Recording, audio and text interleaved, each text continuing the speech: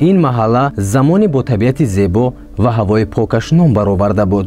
сокинонаш бо ифтихор ман аз якум советский мегуфтанд.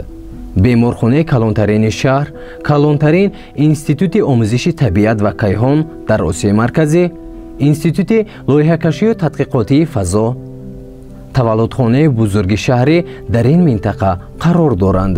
аммо бо гузашти вақт сокинон аз ин ҷо роҳи гурезро пеш гирифтаанд. ҳар кор таърих дорад. таърихи аз ин ҷо кӯчбастани сокинон аз бунёди сихкабобхонаҳо сарчашма мегирад. аввал сихкабоби хуҷандӣ пайдо шуд. соҳиби он бозоршинос баромад. дар ин маҳалла ду бозори калонтарини шаҳр, султони кабир ва собиқ ҷалҷам, ду масҷиди калон, беморхонаи калонтарин дар шаҳр ҷой гирифтаанд.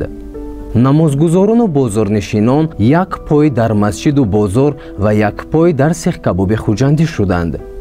шояд масъулини ноҳияҳои фирдавсӣ ва сино аз лаззати сихкабоби хуҷандӣ баҳра бурданд ва охирбиниро фаромӯш карданду охурбин шуданд ва ба фаъолияти онҳо иҷоза доданд. лаззати сихкабоби хуҷандӣ ки аз кадом гӯшт буданашро намоишҳои телевизионии гӯштҳои кирмзада шубҳаовар карданд, ҳанӯз норӯшан аст. вале муштариёни зиёди он ба дигарон бетаъсир намонд. одамон хонаҳои дакадангашонро ба сихкабобхона табдил доданд. дар як лаҳза замин кафиду дуди 12 сихкабобхонаи дигар, сихкабоби шоми хуҷанд, сихкабоби шамс, сихкабоби умедҷон, сихкабоби бунёд, сихкабоби суғдиён, сихкабоби султон ба фалак печид. маҳаллаи якум советский, акнун чангу ғубори шахтаҳои шаҳрҳои Донбасу Кузбасро ба хотир меоварад. сокинони маҳалла роҳгузарон хусусан шом даҳону бинӣ баста аз ин ҷо мегузаранд. дар ин ҷо маркази тиббии шаҳрии рақами 1 шаҳри Душанбе қарор дорад. дар беморхона алҳол гирифторони COVID-19 табобат мегиранд. аслан дар ин беморхона касалиҳои қанд, аллергия, асаб, қалб, терапевтӣ, кӯдакон, навзодони нуқсдор табобат мегиранд. дар шафати он зоишгоҳи калони шаҳрӣ фаъолият дорад. ҳамаи ин беморон эҳтиёҷ ба ҳавои тоза доранд. дуди ангиштсанги кабобхонаҳо барояшон марговар аст. аҷабо, аз як тараф раиси ҷавони шаҳр Рустами Эмомалӣ бо ҳазор заҳмат мехоҳад шаҳрро гулистон кунад, аз ҷониби дигар кабобхонаҳо муҳити экологиро вайрон ва заҳролуд месозанд. духтурон, экологҳо бар он ақиданд ки дуди ангиштсанг бо равғани чарбии гӯшт ки марги рагҳои хунгузар аст даромехта вориди роҳҳои нафаскашӣ ва шуш мешавад. шояд аз сабаби марги бештари беморони гирифтори коронавирус дар маркази тиббии рақами 1 Душанбе дуди кабоби ангиштсанг бошад. агар таркиби дуди ангиштсанг 12 унсури вазнини барои инсон марговард, гугирд, фосфор, брили, марги муш, селен, марганец, ванади, хром, синк, ҳамчунин маводи радиоактивии уран ва торий мавҷуд аст. ин хулосаи тадқиқоти олимон аст. онҳо на танҳо инсонро ба марг мерасонанд, балки хок, наботот, ҳайвонотро низ заҳролуд месозанд. гугирд муҳити экологро заҳролуд мекунад. нафаскаширо танг, ба рӯдаи меъда, шуш, рагҳои хунгузар, дил зарар мерасонад.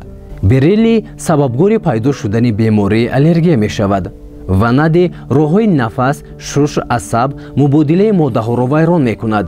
ин маъдан аз ҳама зиёд ба ҷигар, гурдаҳо, узвҳои мардона, бофтаҳои устухон зиён мерасонад. уран ва торий унсури заҳролудкунандаи радиоактивӣ мебошанд. онҳо одамонро гирифтори бемориҳои саратон ва занону мардонро безурёт мекунанд. кас дар тааҷҷуб мешавад Кумитаи ҳифзи табиат, Вазорати тандурустӣ, экологияи шаҳр, санэпидстансияҳо умуман як тӯда масъулину маъмурин куҷо менигаранд? духтурони бемористон аз гуфтани ҳақиқат меҳаросанд, аз назди камера мегурезанд. моро ба бало нагузоред мегӯянд. сокинони маҳалла ҳасрат мекунанд ки борҳо навиштем, гуфтем, касе ба додамон намерасад. ягона роҳ аз ин ҷо кӯч бастан мегӯянд.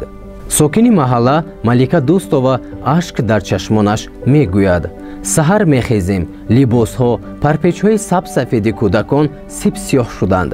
Агар матоъ сиёҳ шавад, пас шуши фарзандони мо ки шабу рӯз аз ин ҳаво нафас мекашанд, чӣ ранг дошта бошад? аз пушти ин кабобхонаҳо одамони калон истоданд. зури ҳеҷ кас ба онҳо намерасад, мегӯяд як марди миёнсол. раиси маҳалла Хайриддин Уроқов бозу ба ҳам мекашад: аз дасти мо чӣ меояд? Мегӯем, менависем, меоянду мебинанду мераванд, аммо натиҷа нест. натиҷа ҳамин ки онҳоеро ки дар ин бора навишта имзо ҷамъ карда буданд, даъват карда баёнот гирифтанд ки беасос ба шашликчиҳо тӯҳмат накунанд. аҷабо, яке аз сихкабоб пул мекунад, маҳалла аз зуди ангишти он заҳролуд мешавад.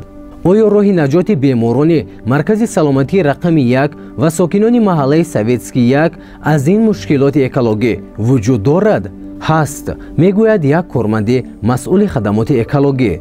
агар аз шаҳр сихкабобхонаҳоро бардоранд, агар аз назди муассисаҳои тиббӣ ва маҳаллаи аҳолинишин сихкабобхонаҳоро дур созанд, агар ба ҷои ангиштсанг ангишти чӯб истифода баранд, агар масъулини ноҳияҳои шаҳр ба воқеият бо чашми адолат нигоҳ кунанд, агарҳо зиёданд, аммо ба ин нобасомонӣ кӣ нуқта мегузошта бошад?